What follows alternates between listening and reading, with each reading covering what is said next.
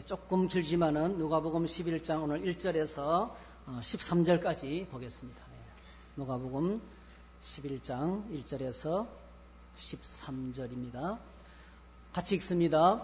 예수께서 한 곳에서 기도하시고 마치심에 제자 중 하나가 여짜오되 주여 요한이 자기 제자들에게 기도를 가르친 것과 같이 우리에게도 가르쳐 주옵소서. 예수께서 이르시되 너희는 기도할 때 이렇게 하라. 아버지여 이름이 거룩히 여김을 받으시오며 나라가 임하옵시며 우리에게 날마다 일용할 양식을 주시옵고 우리가 우리에게 죄 지은 모든 사람을 용서하오니 우리 죄도 사하여 주시옵고 우리를 시험에 들게 하지 마시옵소서 하라. 또 이르시되 너희 중에 누가 벗이 있는데 밤중에 그에게 가서 말하기를 벗이여 떡 세 덩이를 내게 구워달라. 내 벗이 여행 중에 내게 왔으나 내가 먹일 것이 없노라 하면 그가 안에서 대답하여 이르되 나를 괴롭게 하지 말라. 문이 이미 닫혔고 아이들이 나와 함께 침실에 누웠으니 일어나 내게 줄 수가 없겠노라 하겠느냐. 내가 너희에게 말하노니 비록 붓됨으로 인하여서는 일어나서 주지 아니할지라도 그 간청함을 인하여 일어나 그 요구대로 주리라. 내가 또 너희에게 이르노니 구하라 그러면 너희에게 주실 것이요 찾으라 그러면 찾아낼 것이요 문을 두드리라 그리하면 너희에게 열릴 것이니 구하는 이마다 받을 것이요 찾는 이는 찾아낼 것이요 문을 두드리는 이에게는 열릴 것이니라. 너희 중에 아버지 된 자로서 누가 아들이 생선을 달라 하는데 생선 대신에 뱀을 주며 알을 달라 하는데 정갈을 주겠느냐. 너희가 악할지라도 좋은 것을 자식에게 줄 줄 알거든 하물며 너희 하늘의 아버지께서 구하는 자에게 성령을 주시지 않겠느냐 하시니라. 아멘. 오늘 이 말씀을 가지고 기도를 가르쳐 주세요. 이런 제목으로 기도하겠습니다. 말씀을 나누겠습니다. 기도하겠습니다. 하나님 참 감사합니다. 이렇게 걸어간 주일날 소식을 나누고 찬양하고 기도하며 주님 보좌 앞에 나가게 하시니 감사합니다. 이제는 마음을 열고 눈을 열고 귀를 기울이며 하나님의 말씀의 보좌 앞에 나아갑니다. 말씀을 잘 들을 수 있도록 성령께서 저희들을 도와주시기 원합니다. 우리의 연약함과 부족함을 주님의 십자가 보혈로 덮어주시고 오직 하나님의 뜻을 밝히 알아듣고 말씀 붙들고 믿음으로 살아가는 저희들이 삶이 되도록 축복해 주시옵소서. 예수님의 이름으로 기도하옵나이다. 아멘. 새해를 시작하면서 돌다리도 두들겨 보고 건너야 된다 하는 사실을 생각하면서 신앙의 기초를 지금 저희들이 함께 체크해 보고 있습니다. 내가 서 있는 기초가 얼마나 든든한 것인지, 아니면 삐걱대고 있는지, 아니면 위에서는 겉으로는 아무 이상이 없어 보이는데 내 심령이 메마르고 기쁨이 사라지고 감사가 떠나가고 물 밑에서는 지금 한 방만 딱 치면 넘어갈 정도로 굉장히 위험한 상태에 있을 수도 있습니다.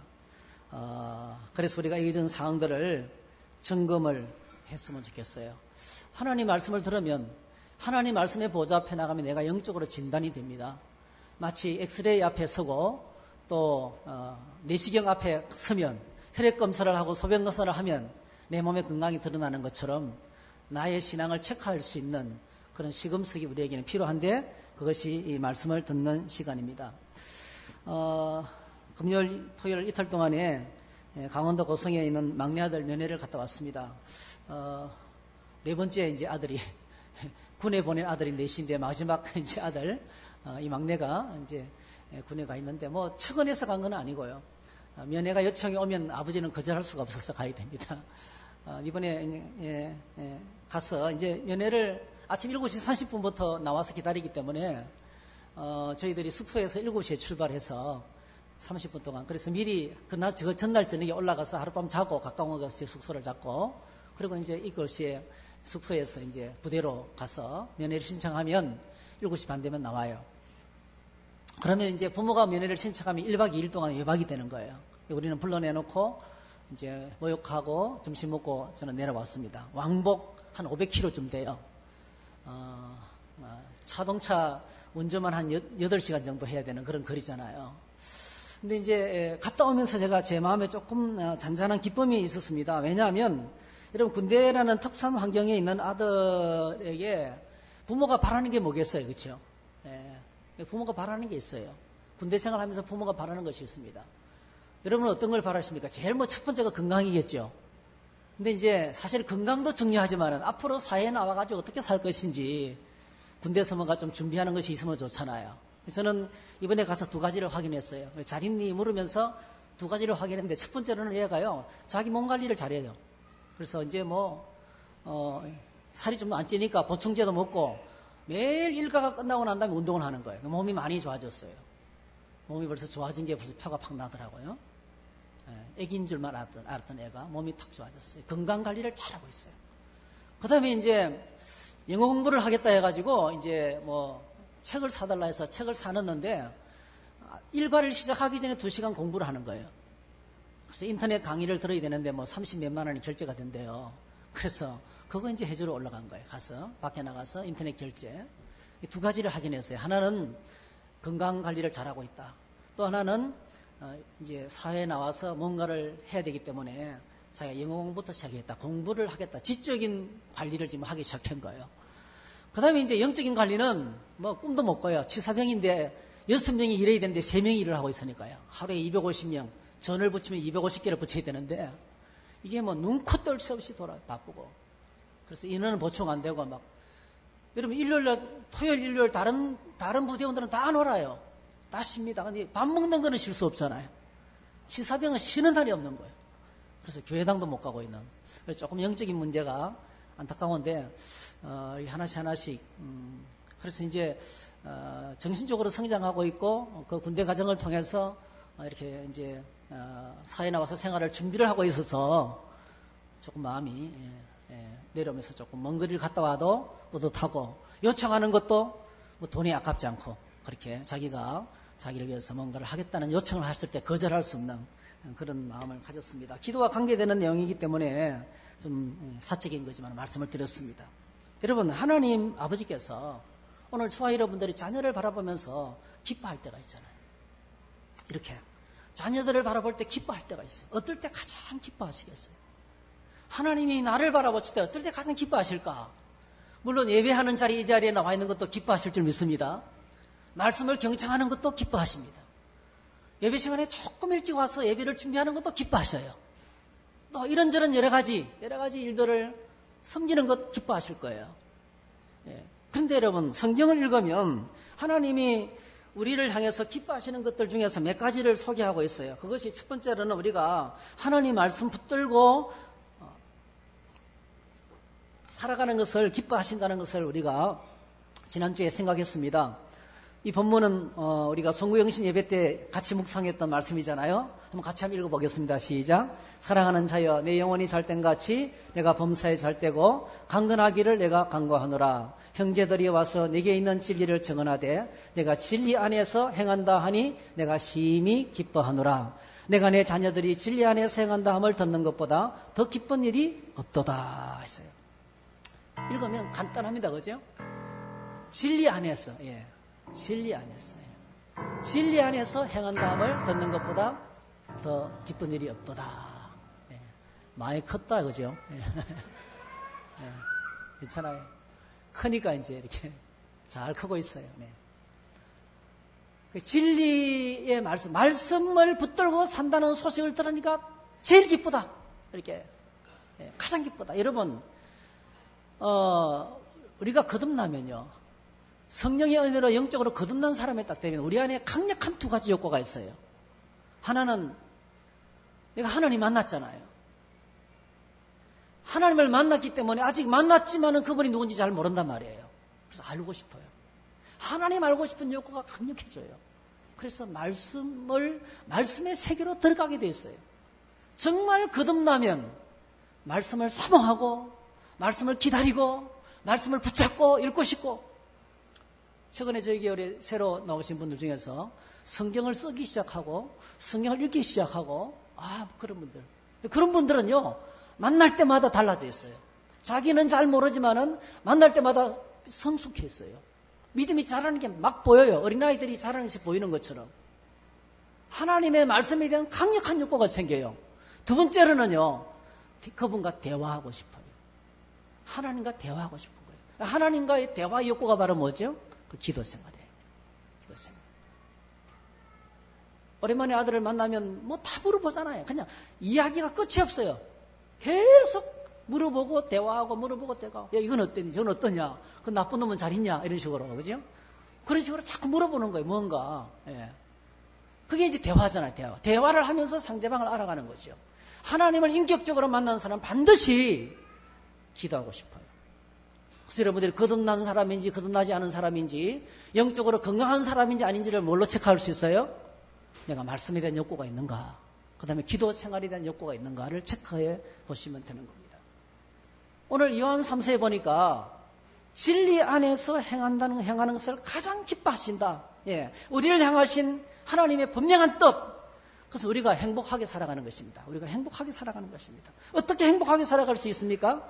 우리를 향하신 하나님의 기쁘신 뜻이 우리의 행복입니다. 우리의 행복이 어디에 있습니까? 오늘 본문에 소개하기를 영혼이 잘 되는 데 있습니다. 영혼이 잘 되는 데. 그 다음에 범사가 잘 되는 데 있습니다. 세 번째로 건강하게 살아가는 데 있다는 거예요. 이걸 하나님이 아신다는 거예요. 그래서 우리가 진리 안에서 살면 하나님께서 이와 같은 행복한 삶을 우리에게 주시겠다고 약속을 하고 있는 것입니다. 로마서 12장에도 비슷한 말씀을 하고 있습니다. 로마서 12장 1절 2절에 보니까 그러므로 형제들아 내가 하나님의 모든 자비하심으로 너희를 권하노니 너희 몸을 하나님이 기뻐하시는 거룩한 산제물로 드리라. 우리 지난주 수요일날 이 산제물의 의미를 깊이 생각했습니다. 그죠? 산제물의 의미. 하나님 앞에서 내가 죽는 겁니다. 그렇죠? 예배를 위해서 또 말씀 읽는 시간을 위해서 방해되는 것이 있다면 죽어야 된다는 거죠. 방해되는 것이 있다면 내버려야 된다는, 포기해야 된다는 것입니다. 그래서 산제물로 드리는 것이 영적인 예배인데, 이런 영적인 예배, 하나님께서 우리에게 정말 기뻐하시는 것이 영적인 예배를 원하시는데, 이 영적인 예배를 위해서 해야 될 것 세 가지, 이 세대를 본받지 말고 세상 따라가면 절대로 안 된다는 거예요. 여러분, 날마다 말씀의 보좌 앞에 나가서 내 안에 있는 세상을 쫓아내시기를 축복합니다. 인간적인 생각들, 지극히 인간적인 생각들, 지극히 이성적인 생각들 세상이 주는 거예요. 세상은 언제나 합리적이고 인간적이고 내중심적이고 찰나적이고 헛된 영광을 우리에게 보여주면서 우리 안에 진리의 말씀이 들어가지 못하도록 끝없이 공격을 합니다. 이 세대를 본받지 말고 세상을 거절해야 돼요. 건강하면요 거절할 수 있어요. 건강하면 믿음이 살아있으면 거절할 수 있어요. 물고기가 살아있으면 아무리 물결이 거세도요 거슬러 올라갑니다. 살아있는 물고기는 거슬러 올라갑니다. 그런데 영적으로 힘이 다 빠져버리고 죽은 고기는 떠내려갈 수밖에 없죠. 그래서 오늘 우리의 믿음이 살아있으면 세상을 이기게 될 줄 믿습니다. 예, 세상을 본받지 말고 그 다음에 오직 마음을 새롭게 함으로, 이 말은 무슨 말씀이냐면 날마다 하나님 안에서 우리의 마음이 새롭게 되어야 되는데, 우리 마음이 새롭게 되어야 된다는 거죠. 예. 그럼 따라하실까요? 은혜가 임하면, 말씀이 임하면 변화가 찾아온다. 할렐루야. 예, 하나님의 은혜가 임하고 성령께서 역사하시고 말씀이 떨어지면 반드시, 말씀은 생명력이기 때문에 생각을 바꿔놓고 생각이 바뀌고 마음이 바뀌고 삶이 달라지게 되는 거죠. 변화가 찾아온다는 것입니다. 변화. 여러분, 매주일마다 우리가 변화된 모습으로 만날 수 있기를 축복합니다. 지난 주간에는 저랬는데 이번 주는 이렇다. 뭐하고 똑같으냐면요, 여러분, 물에 빠진 사람은요, 물에 빠졌다가 올라오면 어때요? 그냥 물이 빠졌다 올라오면 물이 주르르 흐르잖아요. 물이 주르르 흘러요. 한 주간 은혜 속에서 살다 오면요, 말씀과 기도 가운데 살다가 오면 그 말씀과 기도 가운데 살았던, 빠졌던, 은혜 속에 빠졌던 모습이 나타나게 돼 있어요. 우리 안에 얼굴 속에서, 말 속에서, 내 생각 속에서. 기쁨은 감출 수가 없어요. 감사가 감춰지지 않습니다. 내 속에 그 은혜 가운데 잠겼던 흔적이 남아있는 거예요. 도전의 흔적이 있고 삶의 흔적이 내 속에 나타나게 된다. 그게 변화입니다. 변화. 자, 이런 변화 어디서부터 옵니까? 어떻게 가능하게 됩니까? 그것이 하나님의 선하시고 기뻐하시고 온전하신 뜻이 무엇인지 분별하고, 말씀을 분별하고 하나님의 말씀을 가까이 하고 말씀에 내 인생이 붙어 있으면 그 생명력의 능력을 내가 공급받아서 내 안에 변화가 찾아온다는 겁니다. 한번 따라합시다. 영적 건강은 철저하게 말씀에 있다. 우리 지난주에 생각했잖아요. 하나님의 말씀이 우리 신앙의 기초도 하는 것을 그래서 여러분, 말씀을 가까이 하고 계신지를 체크해 보세요. 말씀 묵상을 진지하게 하고 계신지 체크해 보세요. 말씀을 읽기 시작하셨습니까? 말씀을 다시 손에 붙들기 시작하셨습니까? 말씀에 대한 내 태도가 어떤지를 한번 체크해 보면 반드시 변화가 찾아옵니다. 마음이 달라지고 하루를 살아도 태도와 자세가 달라지고 세상을 보는 가치관이 달라지고 습관과 행동이 달라지고 인생이 달라지게 되어 있다는 것입니다. 저는 어저께 말씀 묵상이 제게 참 강력하게 다가왔어요. 우리 모든 사람의 걱정이 있어요. 그게 돈 걱정이죠, 돈 걱정. 오늘 대부분의 많은 사람들이 노후 걱정을 하고 있어요. 노후 걱정. 다가오고 있는 미래에 대한 걱정을 하고 있습니다. 제 안에도 있더라고요. 그 말씀 읽으니까 뭐 아무것도 염려하지 말라. 너희 재물을 땅에 쌓아두지 말라. 그 말을 읽으면서 자꾸 그건 제가 그게 점검이 되는 거예요. 아, 너 걱정 많이 하고 있구나. 어느덧 그 돈에 대한 걱정이, 미래에 대한 불안정한 것에 대한 걱정이 오늘 나의 행동에 영향을 주고 있는 거예요. 뭔가를 쌓으려고 발버둥치고 노력하는 모습이 있는 거예요. 그게 여러 가지 면에 가정생활, 경제생활, 교회생활에 영향을 미치고 있더라고요. 걱정이 되는 거예요, 걱정이. 왜 인간적으로 준비된 게 없어요, 없으니까. 예? 국민연금도 올 작년부터 이제 들기 시작했어요. 제일 싼 걸로. 어쨌든 간에 하여튼 뭐 준비된 게 없어요. 그 안에 걱정이 있는 거예요. 근데 어제 말씀 읽으면서 너희가 하나님과 재물을 겸하여 섬길 수 없다. 하나님과 재물을 섬길 수 없다. 그러면서 중간에 무슨 말이 불쑥 나오느냐, 이 말씀이 나오더라고요. 눈은 몸의 등불이니 그러므로 내 눈이 성하면 온몸이 밝을 것이요. 이게 막 충격이었대요, 저게. 충격으로 다가오는 거예요. 왜 갑자기 땅에 보물을 쌓아두지 말고 보물을 하늘에 쌓아두라고 이야기하면서 재물과 하나님을 겸하여 섬길 수 없다고 말하면서 갑자기 눈은 몸의 등불이니 그러므로 내 눈이 상하면 온몸이 밝을 것이요. 눈이 나쁘면 온몸이 어두울 것이다. 왜 눈 이야기를 하는가? 여러분 깨달아졌어요. 아, 그렇구나. 돈 걱정하고 재물에 대해서 여러분 우리 여러 가지 태도가 있어요. 좀 부족하면, 쌓아둔 것이 부족하면요, 어떤 것이 우리에게 오냐면은 걱정하고 염려하고 불안해합니다. 쌓아둔 사람, 준비해둔 사람 어떤지 아세요? 그것 때문에 안심하고 착각합니다. 내가 하나님의 복 가운데서 만족한, 기도도 안 하고 말씀도 안 읽으면서 그것 쌓아놓은 것 때문에 나는 이제 걱정 없다. 어리석은 부자처럼. 그것 때문에 그리고 교만합니다. 도도해집니다. 나도 모르는 사이에 사람들에게 상처를 줍니다. 자, 이렇게 물질에 관해서 욕심을 가지거나 물질에 대해서 염려를 하면 당장 우리에게 오는 것이 뭐냐? 영적인 눈이 어두워져요. 영적인 감각이 없어져 버립니다. 영혼을 못 봐요, 영혼을.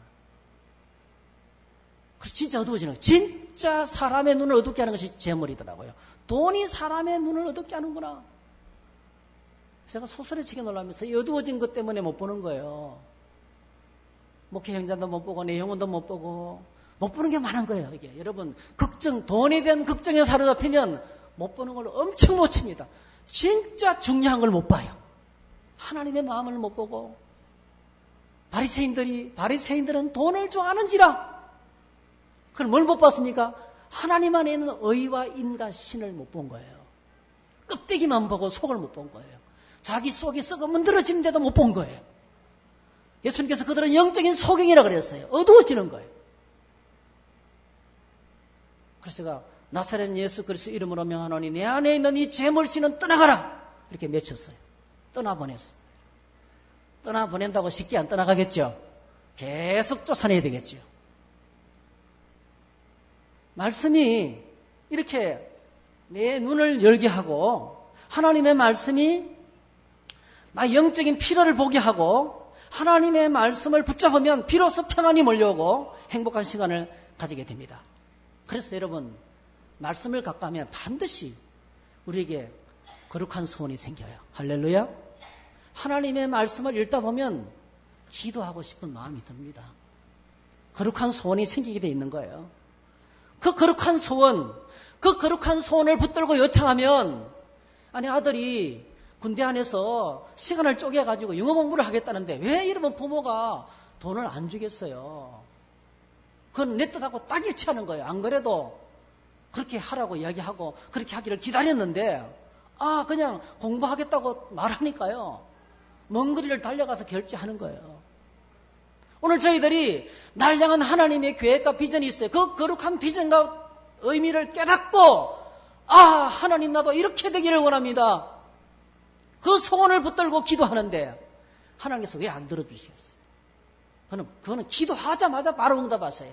할렐루야. 하나님의 뜻을 말씀 안에서 붙들고 거룩한 소원을 안고 나가는 것이 기도라는 것입니다. 여러분, 기도라는 말을 들으면 어떤 생각이 듭니까? 이 시간에도 오늘 기도하라는 소리구나. 암만 그래도 나는 기도 안 할 거야. 그렇게 생각하는 분도 계시고요. 기도라는 말을 들으면 우리 안에 지금 100명이 있으면 100명의 감정이 일어날 거예요. 괜히 미안해지고 또 기도 말하면 나 할 말이 없다. 스트레스 받아. 스트레스. 기도 말하면 스트레스를 받는 거예요. 다른 거는 몰라도 기도는 부담이 될 수 있어요. 해야 할 줄 알면서도 아직도 시작도 안 하고 미루고 있는 숙제 같은. 또 어떤 사람들은 기도 누가 모르는 사람이 있나? 여러분, 기도에 대해서 모르는 신자들이 있을까요? 삼척 동자라도 다 압니다, 여러분. 또 어떤 분은 기도 생활 행복합니다. 정말 기도라고 말하면 행복해하는 분들이 계세요.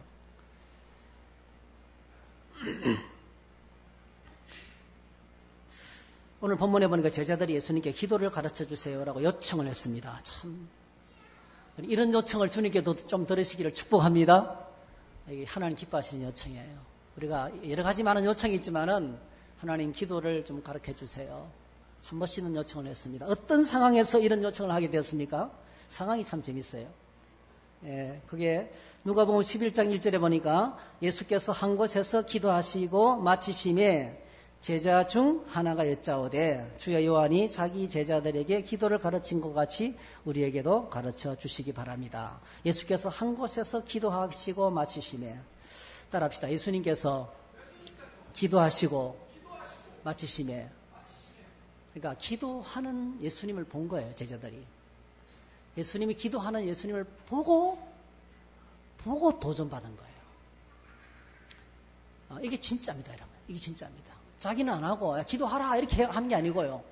엄마 아버지는 공부도 안 하면서 애들한테 맨날 공부하라고 가르치는 것처럼 텔레비전을 보고 있더라고도요. 아이들이 들어오는 소리 나면 잡지책이라도 거꾸로 들고 있으라는 거예요.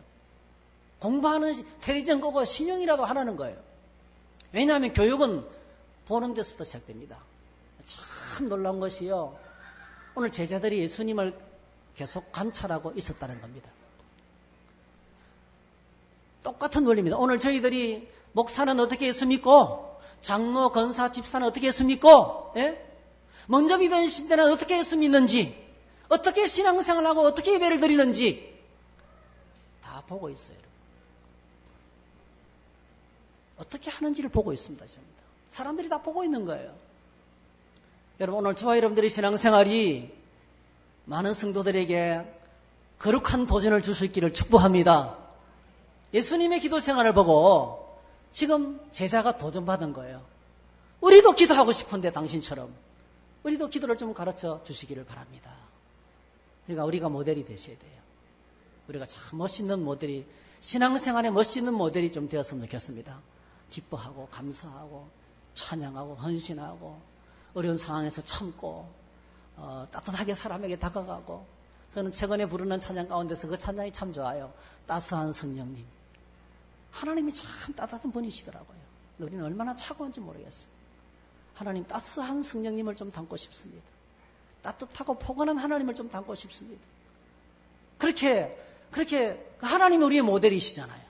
말씀 묵상하면서 하나님께서 하나님이 어떤 분이신가 왜 묵상합니까? 기죽으려고 하는 게 아니고 하나님이 전능하시고 완전하시고 절대다가 되시고 그건 우리 꿈에도 못 가요. 하나님을 묵상하면서 낙심하고 상처받고 포기하는 게 아니잖아요. 하나님이 어떤 분이신가 예수님이 어떤 분이신가 묵상하면서 그분이 하나님이신데도 불구하고 인간의 몸을 입고 오셔서 지금 기도하시는 거예요. 기도의 모범을 보여주시면서 기도하라고 강요도 안 하셨어요. 그럼 놀랍게도요. 우리가 멋있게 믿음으로 살면 저에게 그런 분이 많아요. 저 부부처럼 살고 싶다. 가정생활의 모델들이 우리에게 많아요, 여러분, 사실은. 저분처럼 저렇게 섬기고 싶다 하는 분이 많아요. 그렇게 멋있는 모델이 되는 사람들이 많습니다. 그게 진짜 멋있는 사람이에요. 하라 그래도 안 하고, 하자 그래도 안 하고, 특별자를 붙여도 안 하고, 그런 분이 많은데요. 누가 안 시켜도 자발적으로 작정 기도를 하시고, 금식하시고, 섬기시고, 봉사하신 분들이 많이 있어요. 그게 진짜, 여러분 오늘 이제는 이렇게 신앙생활에 좀 좋은 모델들이 되시기를 축복합니다. 우리의 신앙생활을 아이들이 보고 있고요. 우리의 신앙생활을 늦게 믿은 새신자가 보고 있고요. 우리가 하나님을 섬기는 것을 믿음이 약한 사람이 보고 있고요. 그렇게 성장하고 싶은 욕구들이 있는데 오늘 예수님께서 그렇게 한 곳에서 기도하시고 마치시니까 그 도전을 받아서 기도를 배우고 싶었어요. 그때 주님이 가르쳐 주신 기도가 바로 뭡니까? 주기도문이죠. 마태복음 6장 9절에 좀 많이 완전한 본문이 나와 있는데요. 우리가 개정판입니다. 잘 아시는데 하늘에 계신 우리 아버지의 이름을 거룩하게 하시며 아버지의 나라가 오게 하시며 아버지의 뜻이 하늘에서와 같이 땅에서도 이루어지게 하소서. 오늘 우리에게 일용할 양식을 주시고 우리가 우리에게 잘못한 사람을 용서해 준 것 같이 우리 죄를 용서하여 주시고 우리를 시험에 빠지지 않게 하시고 악에서 구하소서. 나라와 권능과 영광이 영원히 아버지의 것입니다. 이것이 주님이 이제 가르쳐 주신 기도의 이제 기도의 내용이었습니다. 자, 기도를 가르치시면서 예수님께서 처음으로 하신 말씀이 중요해요. 한번 따라 하실까요? 하늘에 계신 우리 아버지요. 이게 굉장히 중요합니다. 오늘 저희들이 이 부분을 좀 공부해야 돼요. 모든 종교에는 다 기도가 있습니다, 여러분. 유교에도 기도가 있습니다. 불교에도 기도가 있습니다. 해교의 기도는 유별합니다. 하루에 3번씩 엉덩이를 쳐들고. 그리고 기독교에도 기도가 있고요. 인터넷에 들어가면 사찰 같은 데 들어가잖아요. 들어가면요. 거의 모든 사찰에서 기도하는 법을 가르치고 있어요. 거의 모든 사찰에서 기도에 대해서 가르치고 있어요. 사실 여러분 불교는 교리상으로 기도가 불가능하거든요. 왜냐하면 내가 부처가 되는 것이기 때문에. 기도의 대상이 그건 없습니다, 여러분. 기도의 대상이 없어요. 누구한테 기도합니까, 여러분? 내가 부처가 되는 건데.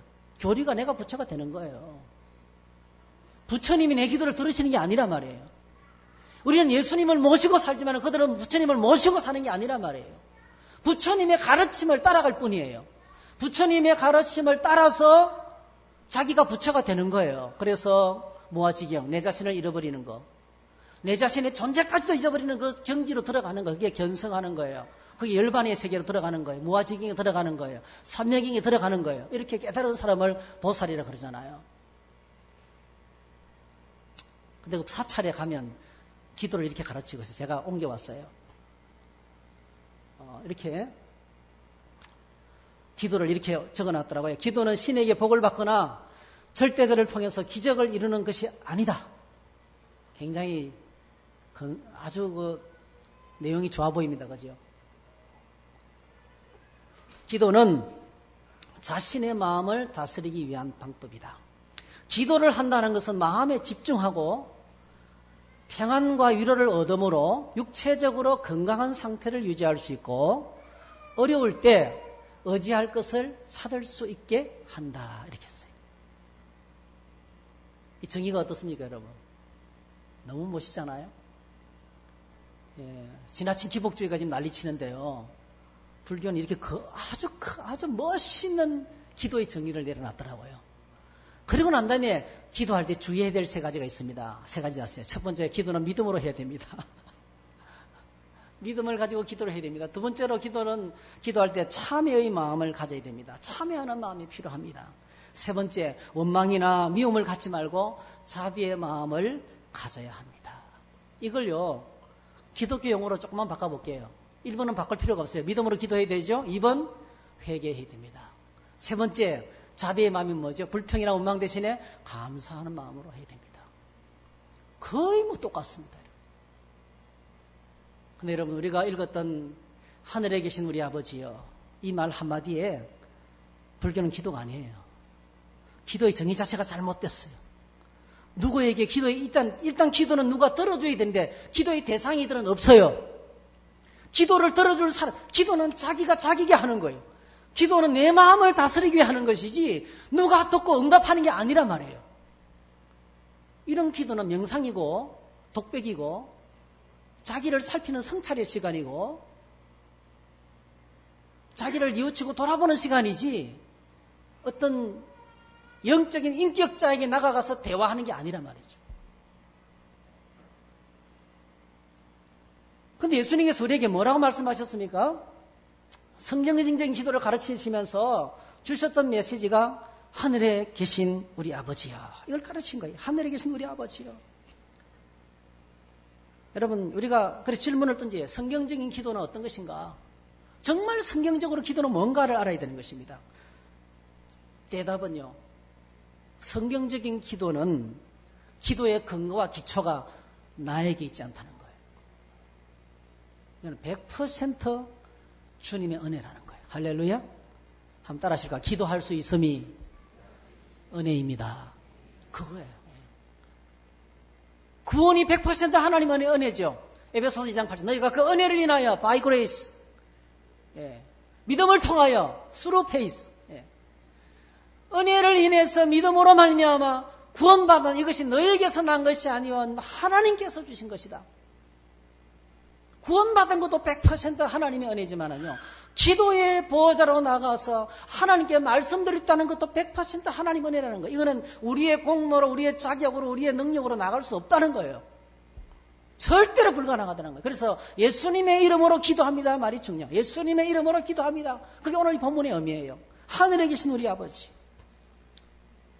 성령으로 거듭나면서 우리가 예수님을 믿음으로 성령으로 거듭나고 예수님을 믿게 되고 그리고 하나님의 자녀가 되는데 그게 기도의 자격이라는 거예요. 하늘에 계신 우리 아버지. 다시 말씀드리면 하나님을 아버지라고 부를 수 있는 자만이 기도할 수 있어요. 하나님을 아버지라고 부를 수 있는 자들에게만 하나님이 허락하는 은혜가 뭐예요?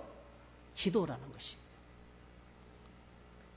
그래서 기도는 구원받은 하나님의 백성이 하나님의 자녀된 신자가 하나님 아버지께 영육간에 필요한 모든 것들을 성령님의 도우심으로 예수님의 이름으로 구하는 것이 기도입니다. 여러분, 거듭남은 철저하게 100% 성령 하나님의 은혜로 되어지는 것이죠. 이거는 참 신비한 일입니다. 어느 날 갑자기 내 마음의 변화가 찾아오는 거예요. 참 놀랍습니다, 여러분. 저는 매주일마다 그런 역사가 우리 가운데 일어나기를 축복합니다. 어느 날 예배를 참석했는데 마음이 바뀌는 거예요. 그렇게도 많이 들었는데 안 바뀌던 사람이 마음이 바뀌기 시작하는, 태도가 달라지기 시작하는 거예요. 어느 날 하나님께서 하나님을 향한 나의 태도를 바꿔주시는 거예요. 그렇게 나밖에 모르고 내 중심적으로 내 고집대로 살아왔는데요. 어느 날 누구를 딱 만나면서 태도가 바뀌는 거예요. 사람의 태도가 바뀌는 거예요. 마음이 달라지는 것입니다. 하나님께서 역사하시면 예배를 구기만 하던 사람이 태도와 자세를 바꿔서 예배를 드리기 시작합니다. 마음속에 먼 하늘에 일어나는 뭉게구름, 작은 뭉게구름이 솟아오르는 것처럼 그렇게 전에는 생각지도 못했던 작은 선한 생각이 일어나기 시작합니다. 거룩한 소원이 생기는 것입니다. 그래서 나도 이제는 성경 한번 읽어볼까? 나도 이제는 조금 일찍 가서 예배 한번 드려볼까? 기도를 한번 시작해볼까? 이렇게 작은 변화가 이대로는 더 이상 안 돼. 다이어트 해야 돼. 정말 다이어트 해야 돼. 이러면서 있잖아요. 결단하는 것처럼 우리 안에 그런 일종의 그 변화, 마음속의 변화는요, 거듭남의 시작입니다. 그래서 주일 예배를 참석했는데, 새벽 기도를 참석했는데, 양육훈련 만에 들어왔는데 기도하지 않고 제자훈련 만에 덜컥 들어와 버리는데, 양육훈련 받고 제자훈련 받는 거의 공통된 고백이 어쩌다가 이렇게 걸려들었는지 모르겠다는 거예요. 어쩌다가 훈련받게 된지 모르겠다는 거예요. 근데 들어와서 보니까 안에서 하나님의 역사를 경험하는 거죠. 자기가 바뀌는 것을, 말이 달라지고 생각이 달라지고 인생의 목적이 달라지는 것을 이제 경험하는 거예요. 계속 수련회가 1년에 계속 돌아가잖아요. 그렇게 안 듣다가도 한 번이 참석했어요. 완전히 바뀌는 거예요. 신앙생활의 모습이 완전히 달라지더라고요. 그 한 번의 변화 때문에요, 교회 안에 큰 파장이 지금 일고 있는 거예요. 그게 그런 거예요.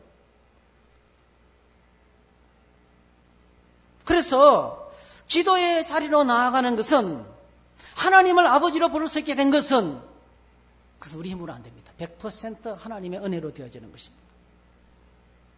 종교적인 기도는 기도의 기초가 자신에게 있습니다. 성경적인 기도의 기초는 그것은 나에게 있죠. 100% 하나님의 은혜입니다. 그것은 예수 그리스도께서 십자가에서 사역한 결과고요.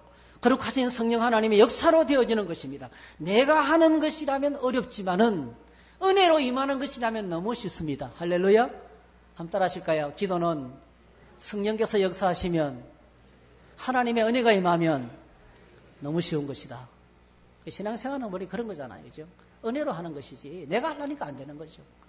왜 기도를 했는데 안 된다는 생각이 가득할까요? 기도의 기초가 안 돼서 그래요. 하나님을 아버지라 부를 수 있는 사람이 아니거나 거듭나지 않았다거나 아직도 여전히 종교적이거나 아니면 성령의 은혜를 아직까지 경험하지 못했거나 그건 힘든 거예요. 정말 1시간 기도하는 것이 죽을 맛인 거예요. 어떤 사람에게는 1시간 기도했는데 10분이 지나간 것처럼 쉽지만 어떤 사람에게는 10분을 기도했는데 2시간 기도하는 것처럼 지루할 수도 있어요. 그게 왜 그러냐면은 아직도 내게 은혜가 더 필요하기 때문에 그렇습니다. 하나님 은혜가 더 필요합니다. 이런 고백을 저희들이 들어야 되는 것입니다. 그래서 예수님이 십자가에서 운명하신 그때 어떤 일이 일어났는지 여러분 아실 거예요. 예수님이 십자가에서 운명하실 때 마태복음 25장, 27장 51절 54절 이에 성소휘장이 위로부터 아래까지 찢어져 둘이 되고 땅이 진동하며 바위가 터지고 무덤들이 열리며 자던 성도의 몸이 많이 일어나되 예수의 부활 후에 그들이 무덤에서 나와서 거룩한 성에 들어가 많은 사람에게 보이니라. 백부장과 및 함께 예수를 지키던 자들이 지진과 그 일어난 일들을 보고 심히 두려워하여 이르되 이는 진실로 하나님의 아들이었도다 하더라 했어요. 가장 큰 십자가 사건으로 일어났던 제일 큰 사건, 제일 큰 영적인 사건이 벌어졌어요. 그게 뭡니까 여러분? 무덤에서 죽은 사람이 살아난 것보다 더 큰 사건이에요. 성소의 휘장이 위로부터 아래로 찢어지는 사건이에요. 성소의 휘장이 다시 말씀드리면 지성소와 성소를 가로막고 있던 휘장이 찢어졌습니다. 밑에서 찢어 올린 게 아니고 위에서 찢어 내린 거예요. 여러분 지성소 어떤 것인지 아시잖아요. 어떤 것입니까? 대제사장이 대속죄일 때만 부들부들 떨면서 자기 몸을 정결케 하는 의식을 걷고 부들부들 떨면서 나아가는 곳이었어요. 대제사장이 1년에 한 번밖에 못 들어가는 곳이 바로 지성소입니다. 일반 유대인 남성들은 꿈에도 못 그립니다. 일반 제사장도 생각조차 못합니다. 그는 얼마나 무서웠던지 발에는 밧줄을 묶고 옷가에는 요롱을 달아놓고 딸랑딸랑 소리가 나고 소리가 안 나면 밖에서 끌어당기는 밧줄을 끌어당기 죽었으니까 이미. 그렇게 두려운 것이 지성소였습니다. 하나님의 존전이었습니다. 그런데 예수님이 십자가에 죽으심으로 말미암아 성소가 활짝 열렸습니다. 할렐루야. 시온의 대로가 활짝 열렸습니다. 어떤 사람에게까지 허락됐습니까? 사마리아 수가성 여인이 그 천한 여인이라도 네가 직접 하나님께 나가서 예배할 때가 바로 온다는 거예요. 그 천한 여인이라도 하나님 아버지 부르면 하나님 보좌 앞에 바로 나갈 수 있다는 거죠. 완전히 신앙생활에 하늘과 땅이 진동할 사건이 벌어진데 그게 십자가 사건이에요. 십자가 사건을 통해서 가장 큰 사건이 휘장이 찢어졌습니다.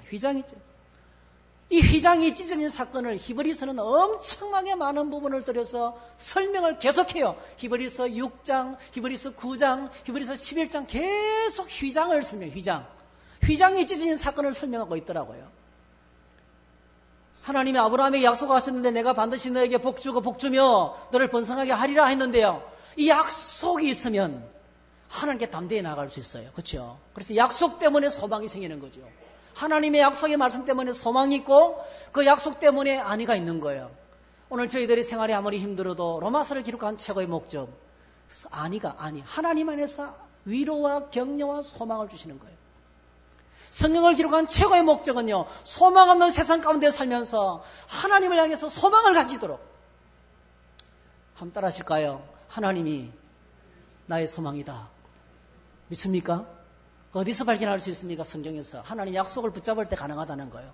이 약속을 붙잡고 주님 앞에 담대히 나아갈 수 있는데 그 이유가 바로 뭡니까? 19절. 우리가 이 소망을 가지고 있는 것은 영혼의 딱 같아서 튼튼하고 견고하여 휘장 안에 들어가나니 그 휘장을 누가 먼저 들어갔습니까? 20절. 예수님께서 먼저 들어가셔서 길을 열어놨다는 거예요. 예수님께서 우리에게 휘장문을 열어놓으시기 위해서 본인이 죽으셨어요. 히브리서 9장. 염소와 송아지 피로 하지 않냐고 오직 자기의 피로 영원한 속죄를 단번에 once for all 한 번 그리고 forever 영원히 십자가의 보혈로 완전히 하나님 보좌 앞에 영원한 문을 열어놨다는 거예요. 영원히. 예수 그리스도의 십자가의 보혈이 하나님께로 나가는 길을 열어놨다는 거예요. 히브리서 9장 27절 28절 한 번 죽는 것은 사람에게 정해진 것이요 그 외에는 심판이 있으리니 이와 같이 그리스도도 많은 사람의 죄를 담당하시려고 단번에 자신을 들이셨다. 휘장 사건을 설명한 거예요. 그리고 히브리서 4장 15절 16절 결론적인 말씀이에요. 다 같이 읽어볼까요? 시작. 우리에게 있는 대제사장은 우리의 연약함을 동정하지 못하실 리가 아니요 오직 모든 일에 우리와 똑같이 시험을 받으신 이로되 죄는 없으시니라.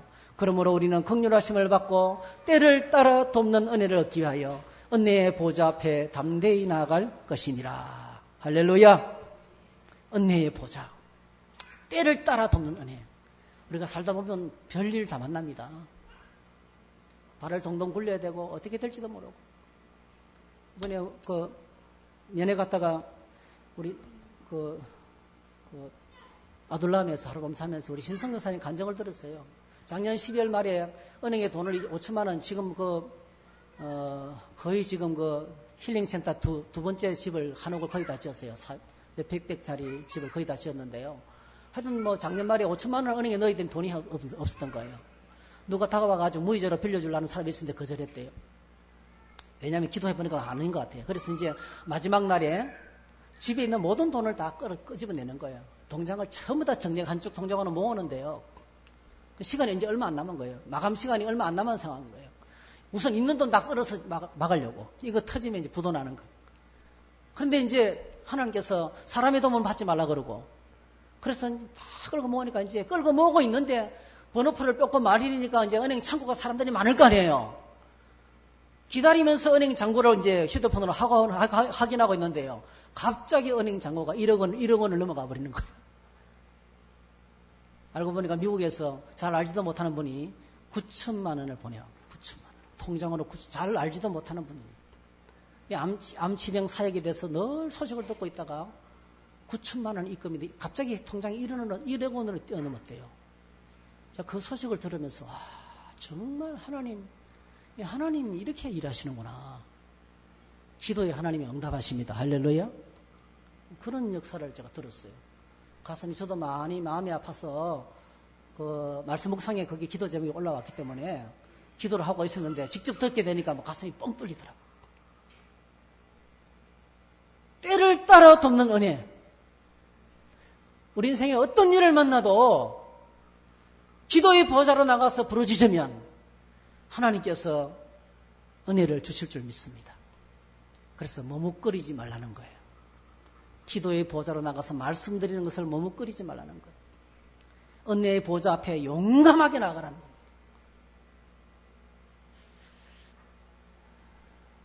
그래서 우리가 기도할 수 있게 된 것은 100% 이미 십자가에서 하나님 보좌 앞으로 나아가는 길을 열어놓으신 예수님의 구속 사역이고 우리 기도를 돕는 성령님의 사역이라는. 그래서 우리는 예수님의 이름으로 기도하게 된 겁니다. 내 자격이 아니고 주님이 이미 다 열어놓으신 예수님의 이름으로 하늘에 계신 우리 아버지요. 예수님의 이름으로 아버지를 어떻게 부르게 되었습니까? 예수님을 믿음으로 말미암아 자녀가 된 거예요. 하나님은 자녀의 기도를 반드시 들어주시는 것입니다. 그러면서 기도의 내용을 가르치시는데요. 간단하게 체크하겠습니다. 하나님의 이름과 하나님의 나라와 하나님의 뜻을 위해서 기도했는데 하나님의 영광이죠. 하나님의 영광. 나라가 임하오시며 뜻이 하늘에서 이루어진 것 같이 이름이 거룩히 여김을 받으시며 나라가 임하오시며 뜻이 하늘에서 이룬 것 같이 땅에서 이루어지다. 이게 뭡니까? 한마디로 지면 하나님의 영광이죠. 여러분 어떤 문제가 있어서 기도의 자리에 나가든지 이렇게 기도하세요. 하나님 이 문제를 통해서 하나님의 영광을 받으시기를 원합니다. 할렐루야. 반드시 영광을 받으시. 왜? 하나님은 모든 것이 합력해서 선을 이루시고 예수님이 우리 기도에 응답하면서 영광을 받으시는 겁니다, 여러분. 이것이 지금은 힘들고 고통스럽지만 이 문제 때문에 내가 지금 고통스럽고 힘들지만 이것이 하나님의 영광이 되기를 원합니다. 첫 번째 기도 제목이라는 거예요. 두 번째는 뭡니까? 일용할 양식을 주시기 원합니다. 우리의 삶의 필요를 구하라는 거예요. 내 삶의 모든 필요를 구하라는 거죠. 하나님 이게 필요합니다. 저게 필요합니다. 영적인 필요, 육신적인 필요. 그런데 꼭 기억하시대요. 한번 따라합시다. 일용할 양식. 일용할 양식이에요. 쌓아둘 양식이 아니고 오늘 필요한 것을 구하는 거죠. 정말 겸손하게. 하나님 10년 동안 걱정 안 하고 먹고 살 걸 주세요. 이게 아니란 말이죠. 오늘 지금 나에게 필요한 것들을 주시는 거죠. 대신에 오늘 필요한 것 외에 다른 것이 많으면 이거 누구 다른 사람 주라고 주구나. 나누라고 주시는 거구나. 그거 알 수 있어야 돼요. 참 쉽지 않아. 우리는 쌓아두려고 하지 쉽게 나누지 않습니다. 그렇죠? 일용할 양식을 구하라. 겸손한 기도입니다. 그다음에 세 번째로 우리가 우리의 죄를 용서해 준 것처럼 나의 죄를 용서해달라. 이거는 뭐죠? 하나님과의 바른 관계를 연평하죠. 그죠? 하나님과의 바른 관계. 그 다음에 뭐죠? 사람들 사이의 바른 관계. 오늘 저와 여러분들이 반드시 관계가 회복되어야 평화가 오는데요. 그 관계가 참 중요하다는 것입니다. 그래서 하나님과 앞에 용서를 구하고, 그 다음에 뭐죠? 사람들 사이의 관계를 회복하고, 그리고 뭐죠? 나를 둘러싼 환경과의 관계를 회복하고, 그 다음에 뭐죠? 마지막으로 내 자신과의 관계를 회복하는 거예요. 내가 나에게 늘 나를 무너지게 만들거든요. 여러분 꼭 기억하셔야 돼요. 내가 아무리 믿고 내가 낙심이 돼도 꼭 기억하셔야 돼요. 하나님이 나를 사랑하십니다. 할렐루야. 하나님 나를 하나님처럼 존귀하게 계십니다. 내가 나를 볼 때 믿고 말이죠. 늘 실망스럽고 했던 일 또 잘못하고. 근데 하나님 나를 사랑하셔요. 나와의 관계가 회복되어야 돼. 내가 건강한 자존심을 아무리 나를 지니겨도요. 하나님 안에서 건강한 자존심이 있어야 돼요. 아무리 박살이 나도 나는 다시 내가 하나님 사랑하는 사람이에요. 하나님 사랑받고 다시 회복되어야 됩니다.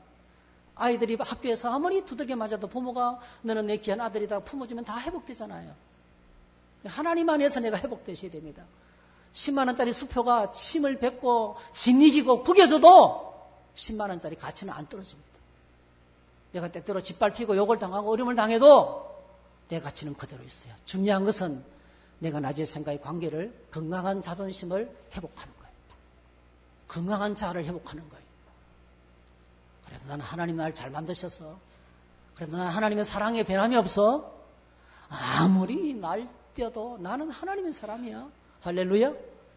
무너지지 않는 건강한 자존감을 가지셔야 돼요. 그래서 하나님과의 관계, 사람들 사이의 관계의 회복, 그 다음에 나를 둘러싼 환경, 우리 집안은 지지도 못 살아서, 우리 엄마 아버지는 너무나도 못생겨서 내가 이 고생을 하는 거야. 불평, 원망을 끊어야 돼요. 이런 환경을 허락하신 것은 나를 성숙시키고 인내하면서 믿음의 통을 키우고 고통당하는 사람의 사정을 알고 따뜻한 마음을 갖기 위한 하나님의 세심한 배려예요. 그래서 믿음이 딱 들어오면 그 불평스러운 환경이 뭐지요? 너무 감사한 거예요. 너무 감사한 거예요. 우리는 저 사람 때문에 내가 못 살아, 내 명예 못 살 거야. 아닙니다, 여러분. 그 사람 때문에 내 믿음이 커지고 있는 거예요. 하나님 내가 나를 더 멋있는 사람으로 만들어주고 있는 거예요. 할렐루야. 환경. 모든 환경에서 하나님께 감사하셔야 돼요. 그래야 평화로울 수 있어요. 그리고 네 번째로 우리를 시험에 들게 하지 마시며 모든 악에서 구하옵소서. 이게 영적 전투죠. 마귀는 오늘도 끊임없이 우리를 무너뜨리기 위해서 우리 정체성을 흔듭니다. 네가 그래가지고 목사냐, 장로냐, 집사냐, 권사냐 이렇게 네가 그래가지고 목자냐. 계속 우리 정체성을 흔듭니다, 여러분. 네가 만일 하나님의 아들이어든 계속 도전합니다, 여러분. 오늘도 죄와 세상과 마귀는 쉴 새 없이 우리를 공격합니다. 여러분 정신을 차리고 믿음에 깨어서 말씀과 기도로 싸워서 승리하기를 축복합니다. 영적 전투에서 승리하라는 겁니다. 그래서 우리가 기도가 응답되기 위한 필수 요소가 있어요. 첫 번째로는 하나님의 실존을 확인해야 됩니다. 하나님이 안 계시면 안 되잖아요. 하나님이 내 기도를 들으시는 분이시다 실존을 확인해야 돼요.